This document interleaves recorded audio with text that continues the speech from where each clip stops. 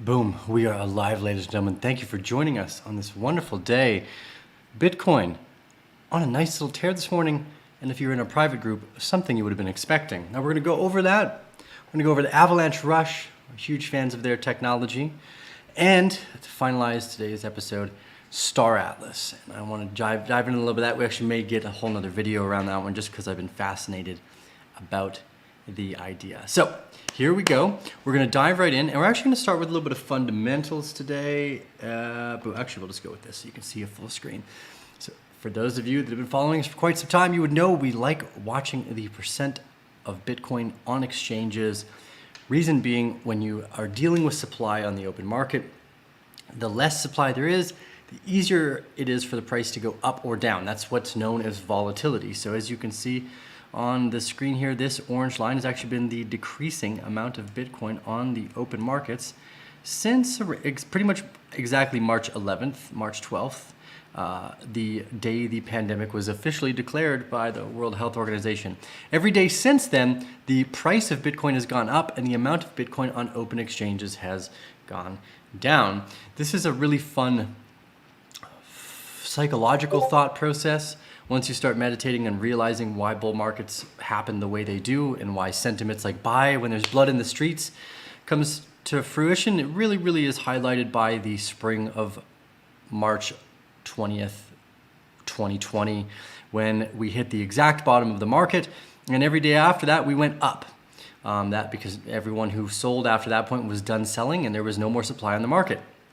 And all the big players continued to accumulate.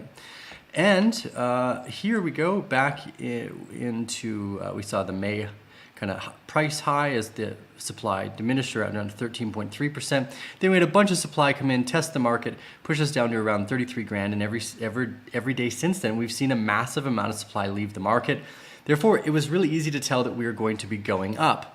So in the private group, we actually went over this the other day. We talked about, here we are. Market prices going down, noting the Lindy effect, which is also something fun to look out for. And again here, this is the important moment, which is the LPS stage, which we will take a look at now. So for those of you that have been studying the Wyckoff sentiments with us, we had a beautiful SOS. Now this entirety of this area here is actually the SOS. It's not just this first moment, although that was, I mean, you could clearly define that this wick was part of the SOS. This entire range upwards was actually the SOS, and this entire range downwards was the LPS. Quite often we go SOS, people think SOS, LPS, SOS, LPS, SOS, LPS. And although you do have a sequence of events like that, it's much more like this: SOS, LPS, SOS, LPS, SOS. Which will probably bring us into around $100,000 by the finality of that SOS. So probably to 85 grand pretty freaking quick.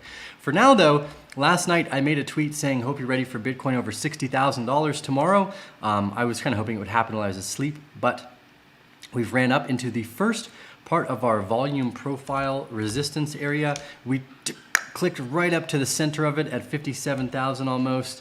And we'll probably spend the next, let's say 4 to 8 hours accumulating this area before moving higher, testing it one more time, and then likely going to 70 or 85 grand over the next week or two. So this will be the next SOS and LPS phase, probably up to 70 grand down to 60 type of thing. One of the key indicators that is so important to understand here is something we've been studying for a few years now. It's the volume and supply signature characteristics. So right now we have this really nice vertical price move upwards and very limited supply on the market doing so. What's important to remember is that when you have the price moving up so easily on such limited supply, these are hugely bullish indicators. The other indicator here was the amount of downward pressure that we got was very limited in comparison. So here, if we circle this downward or this upward pressure and this downward pressure of supply over the daily, you can see that here we got this particular price spread. This is what's known as effort versus result. So here was the effort and here was the result. Whereas on the upswing, here's the effort, less effort and more result, almost twice as much as it took to get the market down that low. This is hugely bullish. Anyone who thinks that we're in a bull trap knows nothing about technical analysis. Well, and that's that. Nothing wrong with being wrong. It just means you don't know what you're talking about. Now this moment here, when we were back in July, the spring, that beautiful low volume spring we got, again, we could have had a quick, we've seen deep springs before. And as a matter of fact, we can go over that looking at Avalanche. But for now, I believe we're gonna probably level out around 60K for this week. And then by the week or two afterwards, we'll be starting to move on. Now, we actually may get a longer accumulation range here that lasts us until November before moving higher, but we will be at around $62,000 within the next week or two. Now, we don't want to get timing exactly right, but it feels like the $100,000 mark that we're aiming for is probably going to happen around December. Okay, so Avalanche. Let's use Avalanche just as an example for a type of spring that we've seen. So here's the reaccumulation spring. It dropped way below the initial trading range itself. A lot of people would think that this was a bearish sign, and then we jumped right back above the trading range really quickly. So this is what a deep spring looks like, and this is what we could have seen back here. But because we didn't, ultimately, we've been bullish on Bitcoin, well, since March 2020, but again, as soon as we crossed over this POC where I have this blue circle drawn, we jumped up above, that was hyper bullish. This was, we're gonna continue the bull market. Don't care about what the day-to-day says. A lot of YouTubers that make videos every day, they're actually decreasing your chances of success because it's likely that you are over emotional if you are watching content every day about prices. If you're watching content every day trying to learn more, that's a totally different story. There's so many fun things to be excited about learning in this ecosystem. But in terms of price, if you are focused on that on a day-to-day basis, it is likely going to hurt you, not help you. The reason why we make videos on technical analysis is to say, look, we have not changed our sentiment once since March.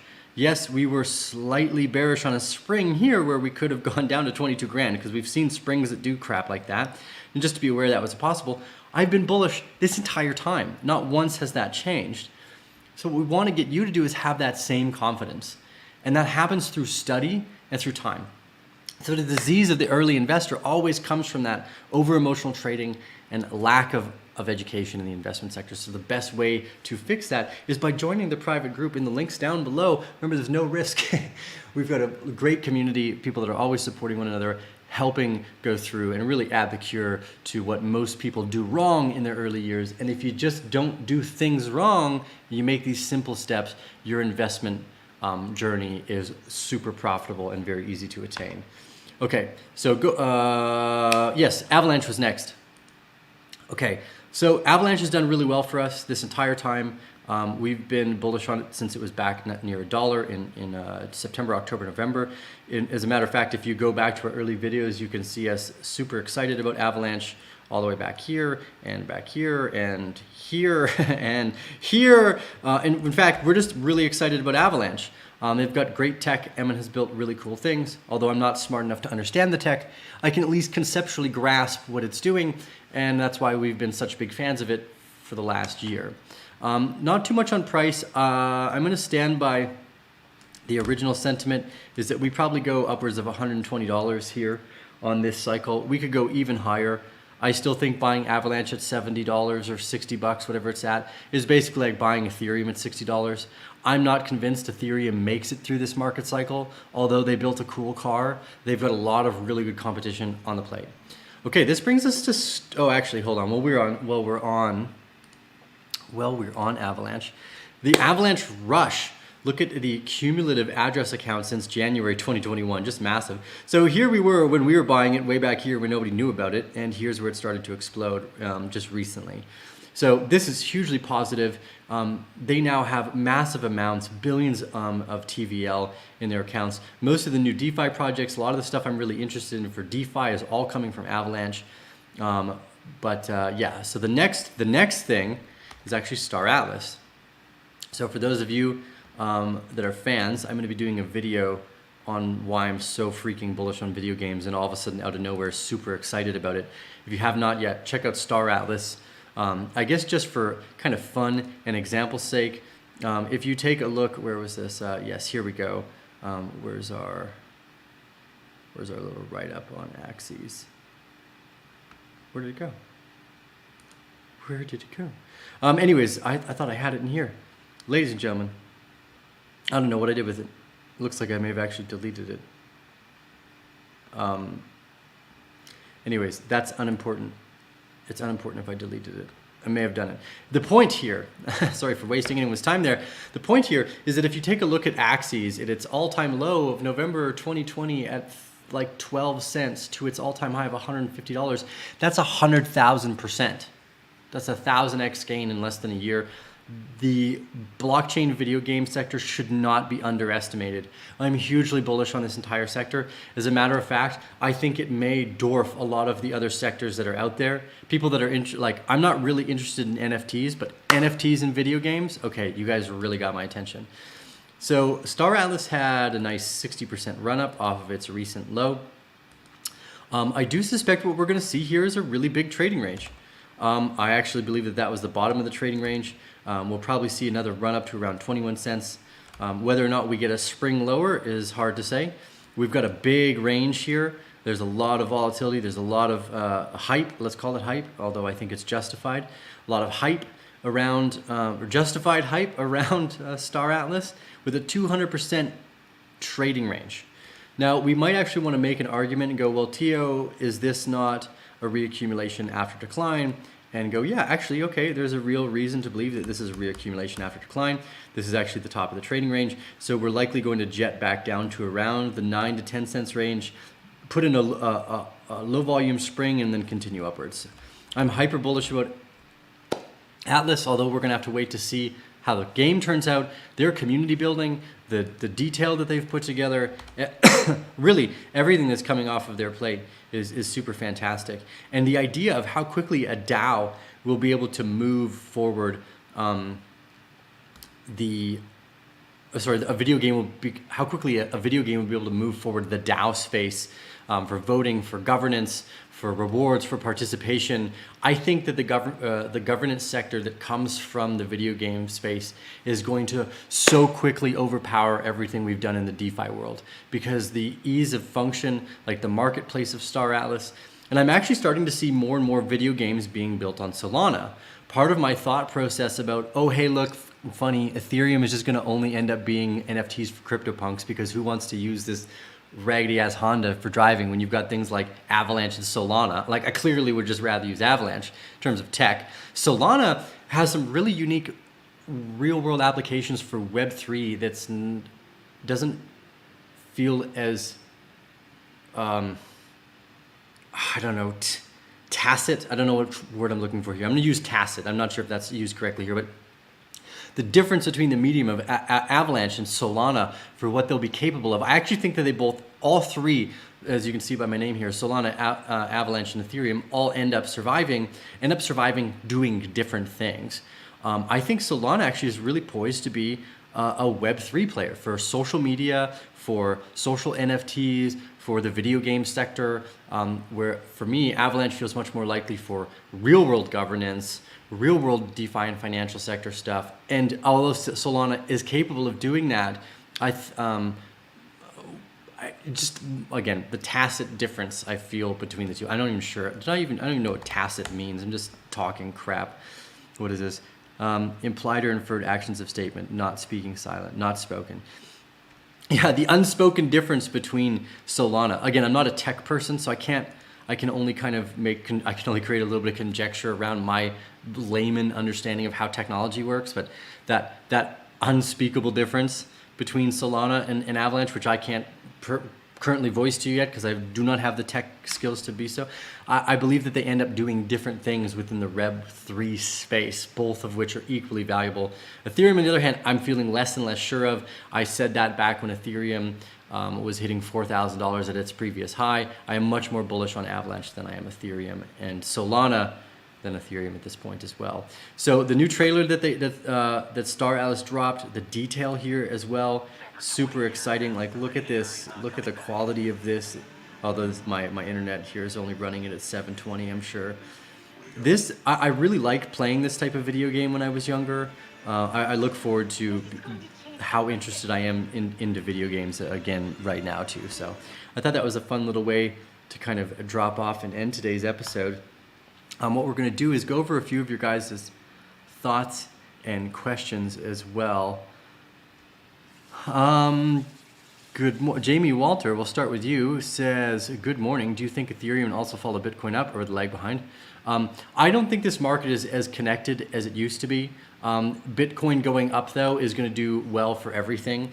Once people start to realize we have more of a Bitcoin, or we have more bull market to go, I think everything is going to go up. So keep that in mind. DT Crypto says 88 performing horribly against BTC and ETH. I'm not a big fan of Cardano. I really like Charles Hoskinson, and we have a small, what I'll call small investment there, but it's not a primary interest. I am much more excited about things like Avalanche and Solana. And again, this is just a gut intuitive feeling. I have no idea. Who knows? And I don't think anyone's better than the other. It's just my thoughts, my feelings. Bruce Utah says, so what do I do now if I didn't get into Bitcoin yet? I don't want to FOMO. I also don't want to miss a train. The absolute best way for every new investor is to find a month-over-month strategy that you can execute without thinking. So that means you need to know your month-over-month budget and how much you can spend every month to invest. Once you know that, you should be investing and never looking at price for the next 10 years. If you do that, you will make more money than you can possibly imagine. Or maybe not more than you can possibly imagine. At least what you would hope to have. I can imagine billions of dollars, right? That's somewhat easy. Maybe I can't actually. Like, what would $1 billion look like if I were to print it out in hundreds and put it on the ground? It'd be a lot of money, take up a lot of space. So maybe not unimaginable, but it will vastly outpace what you think is possible by simple, consistent strategies, even if they are small investments. That is the best advice for any new beginner, is to ignore price, just make investments and do not sell. Do that for a couple of years and you'll be super happy. David Zalzer says, metaverse is a paradigm shift. Our current internet was like a drop in the pond. I 100% super stoked about the metaverse. At Bruce says, cool. Solana is the people's crypto. Big fan of Solana. Yep. Solana does 40,000 transactions per second or 400,000. Nothing short of epic. Yeah, they've achieved something very very useful. Do you have an Odyssey channel? Yes, I do. I believe Odyssey just copies the content and transfers it over. Jamie says, thanks for taking time for my question. No problem. Sean, thanks for the quality content. My pleasure, guys. I always have fun with this stuff. What do you think about transferring a little ETH over to AVAX and Sol? Yeah, I've been saying for months I'm much more bullish on Avalanche than Ethereum. So what you do that's really up to you. I don't think about anything that you should do. I spend no time thinking about what you should do. Let's be clear about that. I mean, I'm just trying to share with you what I've done and what works the best out of all the things that I have done. What you should do, maybe there's a different route for you. This is just what's worked for me. Andrew Vito says, do you think crypto regulation will make it more attractive to people who were unsure? No. Regulation doesn't make people who have more money more attractive. Like, the people who have a lot of money usually acquired that because they are good at taking risks, not because they look for the easy way of like, oh, does the regulation have any to like cover for us? So I think a lot of the really big players are already starting to show up. The more traditional like funds and in retirement accounts that manage people's pensions and shit, like that might bring them in, right? But those are not smart or fast money. The smart or fast money is already here now. It's here now. It wasn't here in 2017, but it is definitely here now. We can see that in a lot of a lot. I'm not bearish on ETH. In case for whoever answered that, my sentiment here is that there is better tech out on the racetrack already, and even though they're doing, let's call them warm-up laps, Ethereum doesn't look like it holds too much weight in that race unless they get that Honda going a hell of a lot faster and for a hell of a lot cheaper. So although they have a roadmap to go faster and cheaper, there's already functioning vehicles on the track that are killing it.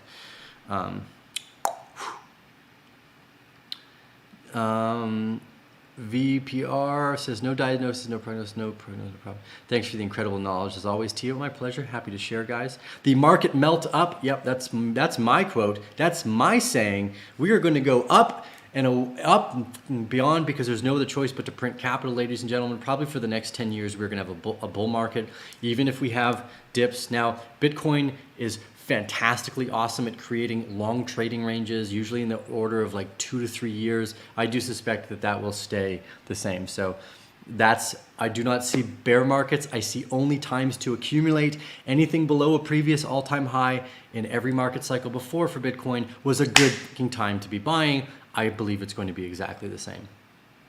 Are you done with 1 inch? Oh, I could go over the 1 inch sentiment. Actually, yeah, let's do that. Boom. Okay, so here's 1 inch. I am still in what I believe to be a small position. It looks like we just completed the beautiful heads and shoulders. This is what a head and shoulders looks like. If anyone shows you it on the 4 hour, they're just full of shit. They have no idea what they're talking about. Technical analysis on the short time frames is basically a waste of money, or you're like a crackhead who's addicted to feelings and emotions about price of things. Now, can you make money doing that? Sure. Can you make more money than just being a good venture capitalist? Not likely. So it's basically a waste of time. But a nice head and shoulders like this on the daily or the 6 hour, where you've got multiple months moving through a trading range, very reliable. I bet we're going to see 1 inch up at around $6 to $8 in the coming weeks to months as well. That position I put in there is going to pay off. After that, I'm probably done with 1 inch. The finality of this for the next month or two, I will close out the entirety of my 1 inch position and I won't touch it again. We've gotten really good at finding signal, and I don't want to spread ourselves too thin. I would have rather have had it all in Avalanche, or more of it in FTM or Atlas based off our current research level. So over the coming year, we will be doing less and less noisy crap, looking at every project we can get our hands on. Not that we really have ever done that, but just in general, I want to try to focus it down to like my core projects. Again, I thought investing in Doge was a good idea because you can only lose so much. If you really understand this sentiment, you should be repeating this mantra day over day over day. Heads I win, tails I don't lose much. $1,000 in Axes, in Doge, in November of 2020, today would be worth hundreds of thousands of dollars. But all you ever had on the risk for the table at that moment was $1,000. It's really hard to understand how asymmetry works. And although I'm a big fan of 1 inch, I just want to stay as focused as possible. There are things we got really right. We really got Avalanche right. We really got Atlas right. We got 1 inch right, but the market right now is telling us two things. Well, number one, when we see falling wedges and breakout patterns, those are way more bullish than if you happen to get an inverse head and shoulders. Now, again, I still suspect that I'm going to see a nice big gain on my inverse head and shoulders from 1 inch here, but in the meantime, was it worth it staying unfocused when I saw FTM coming, but I just was already bigly in a 1 inch position? So I think it's a relevance of sacrifice for the things that we find most interesting, and I want to be boiling it down and distilling it so that what we do is the most result for the least amount of effort. Anyways, Tea with the Arcane Bear. I got some more meetings coming up here. I'm really excited. Much excited. We've got some really cool things coming down the pipeline for you guys. We've got a podcast with It's Mine today. Another really cool NFT plus platform.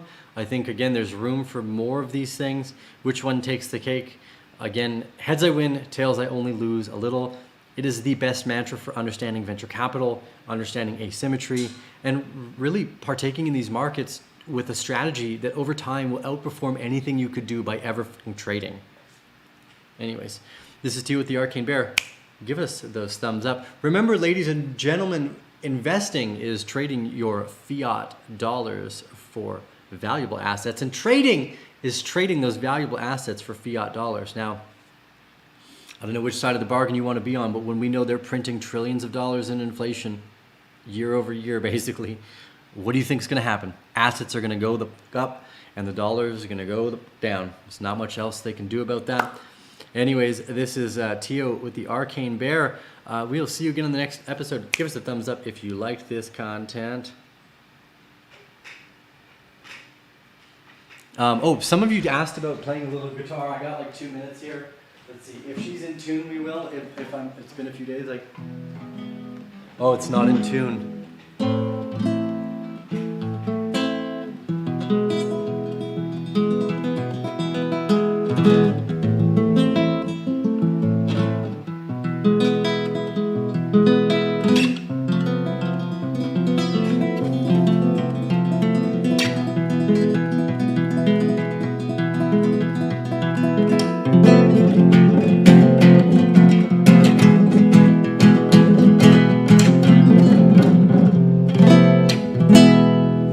is Steve with the Arcane Mirror. Thanks for joining us. We'll see you guys again on the next episode. What is this? Hold on.